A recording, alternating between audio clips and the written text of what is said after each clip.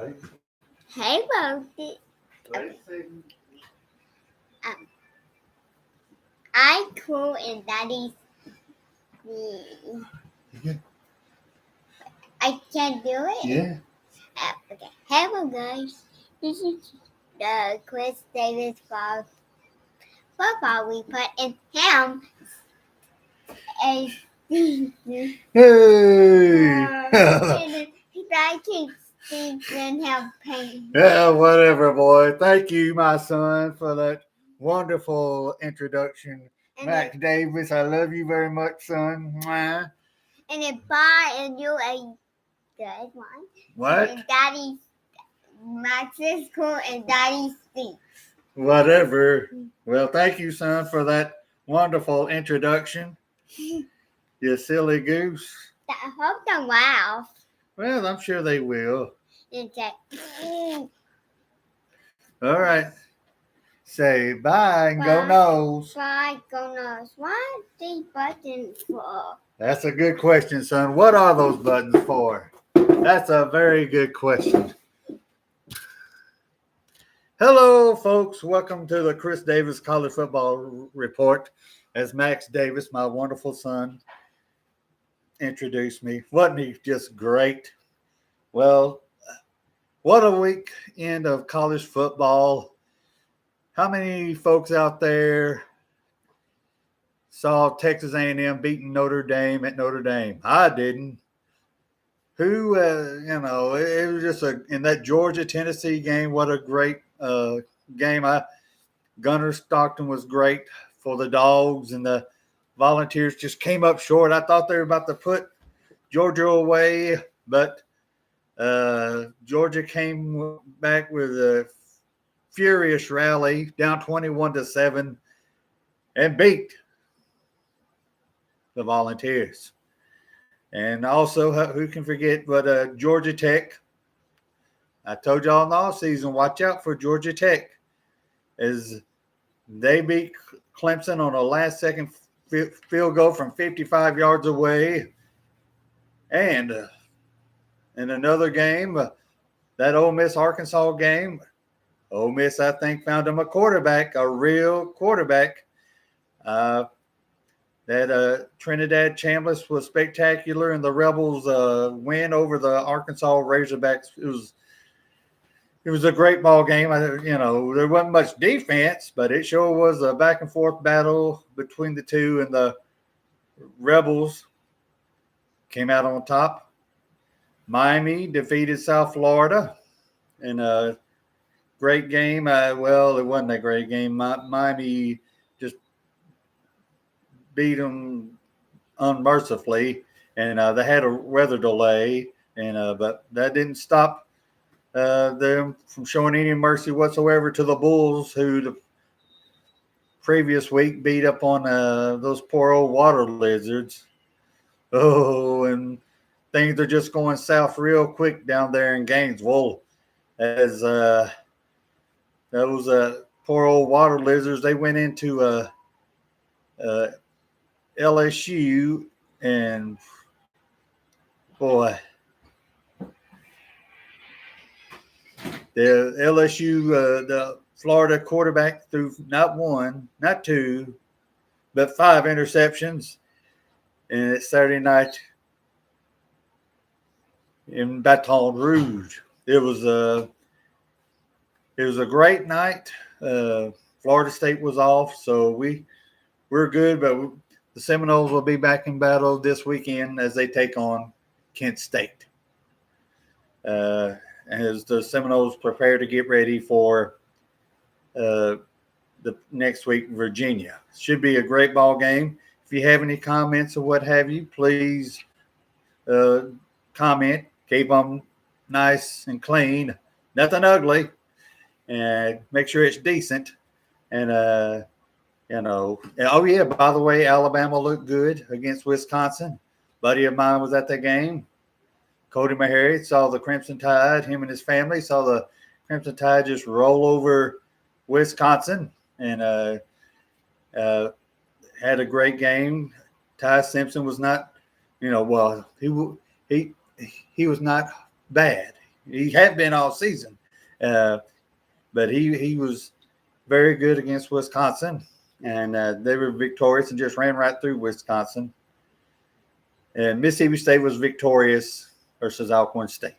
They got a challenge ahead of them this weekend as they take on NIU. Before we get started with the picks, I'll give you the Chris Davis top 5. Number 5, I've got Florida State. Florida State's had a great start of the season. And they've done really well so far. Number 4 is Georgia. Number 3 is LSU. Number 2 is Oregon. And number 1 is the Buckeyes. Hey, my stepdaughter, Kimmy, hello. She's entered the house.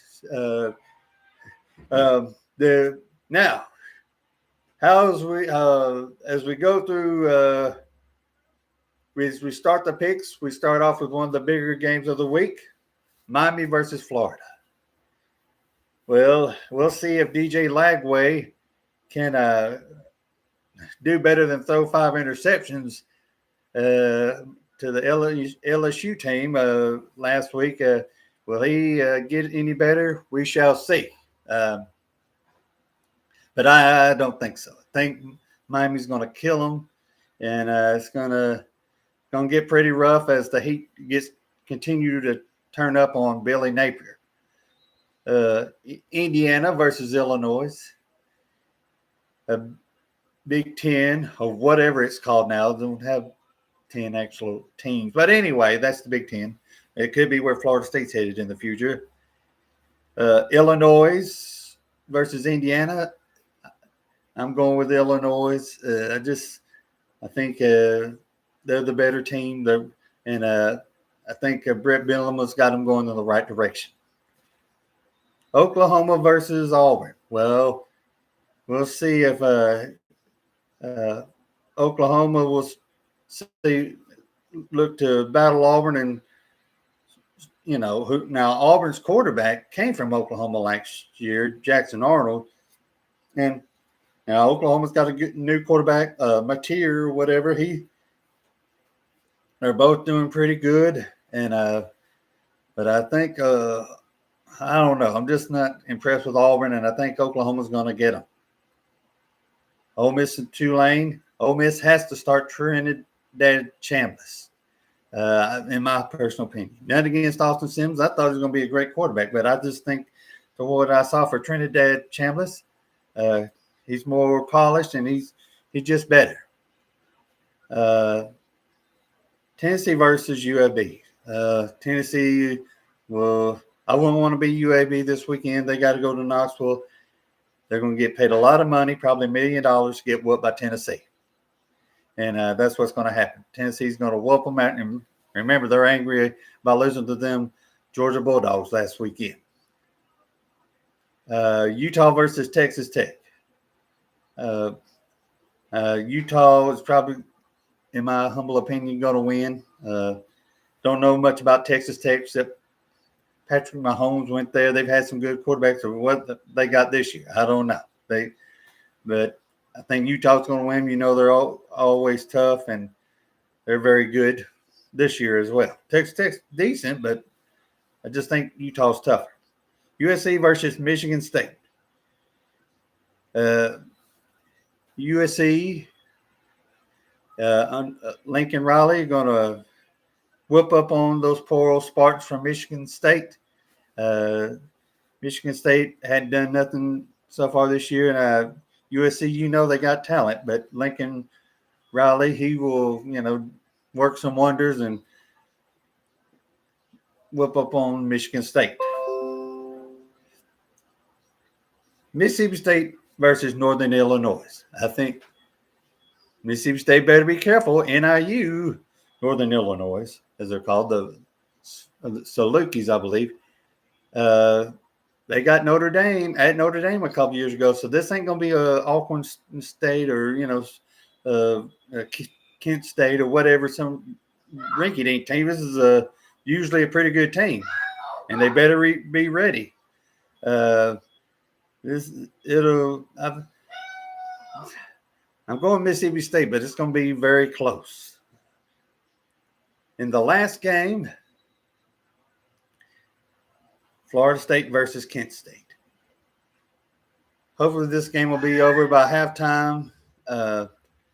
We'll play all of our quarterbacks like we did a couple weeks ago against East Texas A&M and just come out healthy more than anything after beating the Kent State, and just everybody on the roster will get to play, and we will whoop up on Kent State, who's pretty bad. And, more than anything, yes, I want to win, but I want to come out healthy too.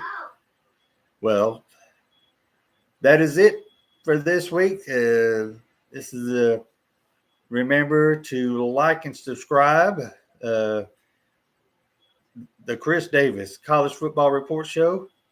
And once again, I am Chris Davis. I hope you enjoyed it. Once again, thank you to my son, Max Davis, for that wonderful introduction. Couldn't have done the show without him. He's awesome. Y'all have a great weekend. Enjoy some good college football, high school football here in a couple of days, and go Noles.